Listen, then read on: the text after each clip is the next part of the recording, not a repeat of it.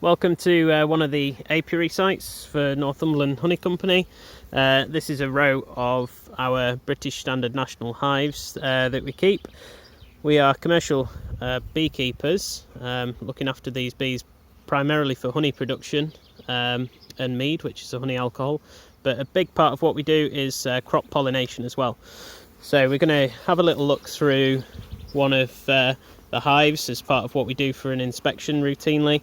The first thing we want to actually see is that the bees are flying healthily and normally, bringing in pollen. So if we have a little look down at the entrance of the hive there, you can see little yellow bits coming in on the legs of the bees, which is pollen, which has been harvested by the bees from the trees mainly around this particular area. When we actually pulled up here this morning, you could hear a quite big distinct hum around the trees that we parked under, which is a sycamore tree. So the bees are really busy today. So the trees that they've got around us, like this very big sycamore tree, is where they're gathering lots of the pollen and nectar, but they will fly 3 miles to actually get some forage. So we've got Anna, our bee farming apprentice, who's busy working through the hives down there. We'll just go and have a little quick look at what she's doing, and then we'll come back and join Susie at one of these first hives. But Susie will just get going first. If we have a little walk down here, we've got the hives separated into pairs.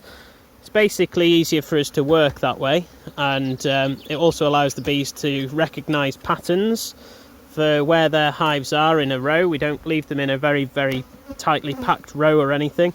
They need sort of shapes and patterns, if you like, to recognise where their hives are, as well as what we call the pheromones of the hive and the smell of the hive, which helps the bees identify which hive is theirs. So what Anna's doing here is she's actually split the hive down. So we've removed the top boxes, which is where the honey would be. So in these sort of boxes, 1, 2, 3, 4 would all be honey, and then we separate off the honey with a queen excluder, so that the queen is basically just in the bottom box where she's actually laying all of this wonderful brood that Anna's just inspecting. She's got a bee suit on, so she's got a veil which is protecting her from any bees getting onto her face, her eyes, stinging, and she's wearing just these nitrile gloves. They're very thin, so they would actually be able to sting through. You can see, even though for all of the bees flying around, there's no bees that are bothering the gloves at all, and they're quite calm. We have a little bit of a smoker that Anna's holding on to there, but you can see there's not very much smoke at all coming out of there. We don't really need to use much smoke with our bees to actually work with them. They're really quite nice, calm bees. So what Anna's doing here is just checking the health status of the colony, really, that there's enough honey in the brood nest area where the queen is, that they're not trying to swarm or anything, which is where they split. We've actually got the queen on this frame as well, so you can have a little look in there. You may well be able to see her. She's got a little green dot on her. She's right in the bottom corner of this frame, as they often are, so that's why we also have to be very careful when we're handling frames, so that we don't sort of squash any bees, or most importantly the queen, whilst she's walking around the frame. So the queen really is the engine room of the hive. Each one of these hives has a queen. So there's just one queen per hive. She'll lay 2,000 eggs a day in the height of the season, so we can end up with sort of 80,000 bees in there at any one time. So you can see actually the hives get quite big. All of these hives are, really packed out full of bees at the moment. You can see here Susie examining this colony, which is slightly smaller than the one that Anna was just going through. But again, you can see the really nice, quite calm bees. We're not having to use much smoke. Just the gloves that we use are these nitrile ones again, which are good in that you can actually feel what's going on the frames. It also means that we don't spread any disease around. So any sort of viruses and brood disorders and diseases that the bees can get, we're minimising any risk of transmission of any disease between different apiary sites. We use the same gloves throughout an apiary site, so we're not wasteful of gloves, but we can actually, by changing gloves between sites, we can actually avoid any disease transmission. So it's called barrier techniques, really, barrier methods. So we maintain good levels of hygiene all the way through. We also, we've got another queen here. We're doing really well today, seeing all the queens. So you can see her, she's another green marked queen. So we marked them different colours for different years. So this queen was born last year, and so the colour for this year is actually blue. So any queens that get born this year will be marked blue.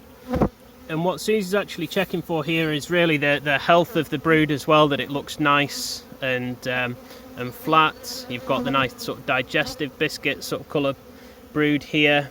We've got the nice looking larvae in these sort of cells here, which look absolutely fit and healthy. And we've actually got as well next to it, just at the end of the finger here, we've got a bee that's actually starting to hatch out. So this guy there, that girl shall we say, because they are all female workers, is hatching out, and all of that digestive biscuit coloured stuff is going to be new bees that are hatching out. Another thing that's really interesting, we talked about the pollen coming in earlier. If you have a look at this frame that's on the top, we've actually got an array of different coloured pollens here. So you can actually see just in this comb just how many different coloured pollens there are that the bees are actually foraging on. The different colours represent different flowers that the bees visit, and it's a huge array. When we actually extract honey, we can test where the bees have foraged to get that honey by testing the pollen, and often we can see that that is made up of 30, 40 or more different types of flowers the bees have visited. You can see here the queen excluder going on, which basically just stops the queen from migrating up in the hive and laying all those eggs and brood in the top supers. The supers is effectively where the honey is made. Super effectively just means above, if you like, so bees generally tend to store honey above themselves, and so that's why we call them the honey supers. So what we've got here is Susie just checking those. We have little spacers here which just help to keep nice space between the frames.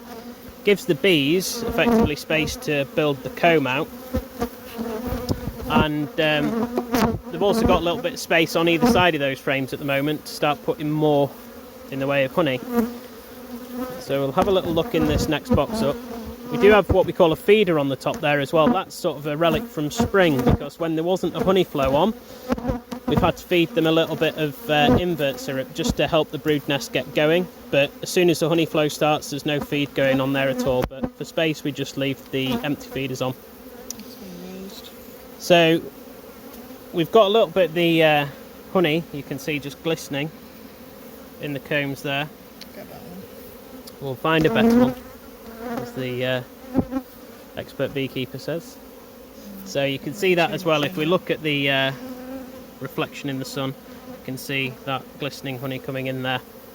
So the bees are making good progress. This is probably one of the smaller colonies that we've got.